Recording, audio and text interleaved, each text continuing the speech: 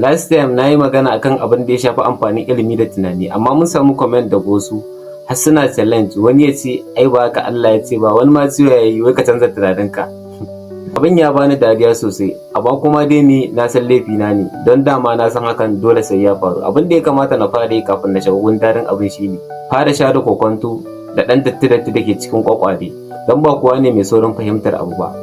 Wasu sai ka fara musu da sharar fage. To a wancan bidiyon na baya na yi magana akan cewar talauci ba rashin kuɗi ba ne, yawanci yana da alaƙa da rashin tunani, inda nake bayani akan cewar yawancin mutane suna zargin gwamnati talauci ko rashin jari ne babban matsalarsa a rayuwa, amma gaskiya ita ce yawanci ba ma faɗaɗa tunani. To yau bari na fara sharar fage. Idan baka kalli wancan bidiyon ba, bayan ka kalli wannan sai ka je ka kalle shi. Idan kuma ka kalla baka fahimta sosai ba, to ka tsaya ka saurari wannan, sai ka je ka saurari wancan, domin abin da na fuskanta kuma yasa na sake yin wannan bidiyon shine na fahimci wasu mutanen kwakwalwarsu ce ba a horar da ita yadda ya kamata ba, shi yasa suke ɗaukar komai kamar ba zai yiwu ba, ko da ko abin ya kasance mai sauƙin yiwuwa ne. Ya kamata ka san kwakwalwa ita ce take faɗa maka abin da zai yiwu, take faɗa maka abin da zai gagara, sannan take faɗa maka lokacin da zaka tsaya ko ka ci gaba. In kwakwalwarka ta lalace, al'amuran rayuwarka, kasuwancinka da sauran abubuwan da suka shafi rayuwarka duk za su lalace. Idan kwakwalwarka ta gyaru, ko babu jari zaka iya fara ko ma menene. Menene kwakwalwa? Kwakwalwa kamar yaro ne, na'ura ce, sannan memory ce. Abin da ka saka a ciki shi za ta nuna maka. Misali, idan ka saka tsoro, korafi, ko ka saka yaƙini akan cewa wani abu ba zai yi ba, kwakwalwa za ta ce to bari mu nemo hujjar da zai nuna abin ba zai yi din ba. Idan ka saka tambaya, sha'awa, ta yaya zan yi, abinda kwakwalwa za ta ce a wannan gaba shine bari mu nemo hanyar da hakan za ta yi. Kwakwalwa ba ta gaddama, tana biyayya ne ga abin da aka saka mata ta saka. Dalilin da yasa mutane suke maimaita rayuwa ɗaya, yawancin mutane suna farkawa da safe, suna yin abu ɗaya, suna tunani iri ɗaya, suna yin ƙorafi iri ɗaya. To sakamakon da zai ci gaba da kasancewa iri ɗaya, rayuwa iri ɗaya kowace shekara. A ilimin kimiyya, kwakwalwa tana son abin da ta saba da shi, ko da yana cutar da kai. Shi yasa za a ga mutum yake tsoron fara kasuwanci, yana tsoron canza wata hanyar ko da yana ganin nasara a wannan tafiyar, yana tsoron barin abu ko da baya yi masa amfani. Abin da kwakwalwa take ci kullum shine kwakwalwa tana cin abubuwa guda uku. Na farko shine abin da kake kallo, misali labaran tsoro, bidiyon banza, ma'ana videos marasa amfani wanda ba su amfanar da kai, don korafi a social media da sauransu.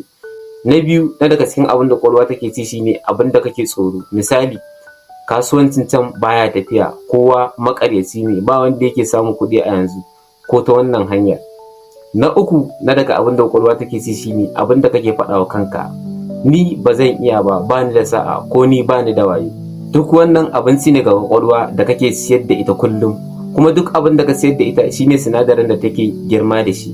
Ba abin da kake nema ne yake gina rayuwarka ba, abin da kake bari kwakwalwa ta ci shine abin da yake gina rayuwarka. Akwai abin da ake kira da maganar ciki, wato self talk. Kowane mutum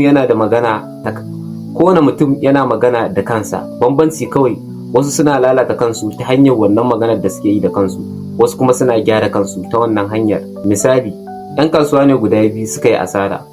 Mutum na farko daga cikinsu sai ya ce ni ban iya kasuwanci ba. Mutum na biyu a cikinsu sai ya ce ina koyon kasuwancin ne. Kaga dukansu biyu sun yi asara ɗaya, amma makomarsu ba ɗaya ba ce. Daga yau duk lokacin da ka faɗi, kada ka zagi kanka, ka tambayi kanka me wannan ke koya min. Sannan me ya kamata ka sani a dangane da tsoro? Tsoro maki ne idan muka ɗauke shi a matsayin maki, kuma kariya ne idan muka ɗauke shi a matsayin kariya. Na san na raba hankalin ko, inda a wancan bidiyon nake cewa tsoro shine babban maki, to yau bari na warware maka yadda abin yake. Tsoro ba shedan bane, kariya ce, sannan tsarin kwakwalwa ne.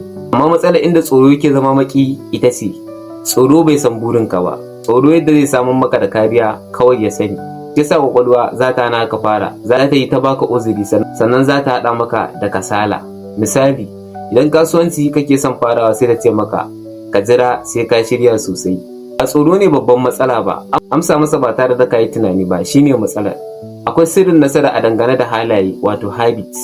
Rayuwarka tana nufin tarin halayenka. Kwakwalwa tana son ka maimaita abin da ta riga ta saba da shi, sabida yana rage mata wahala.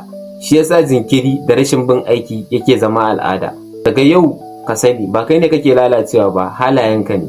Akwai abin da ake kira da focus. Dalilin da yasa mutane ba sa kammala abu idan suka fara shi ne, musamman a zamanin nan na waya. Kwakwalwa tana gajiya, attention yana raguwa, mutane suna fara kasuwanci ɗaya sai kaga sun bari, suna koyar abu ɗaya sai kaga sun bari.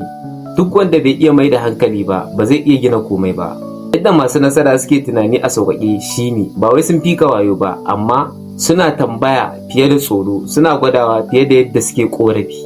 A part of poor mindset, abin da kake fara sakawa a ranka shine me zan rasa idan na aikata ko na fara kaza.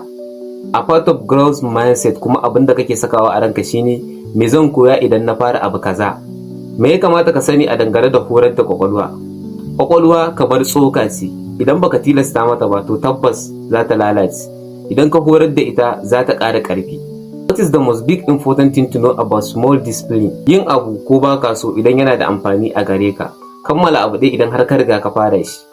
Tabbas ba kowa ne zai canza ba, amma duk wanda ya fahimci kwakwalwarsa ba zai mutu a inda yake ba, dole zai ci gaba daga inda yake.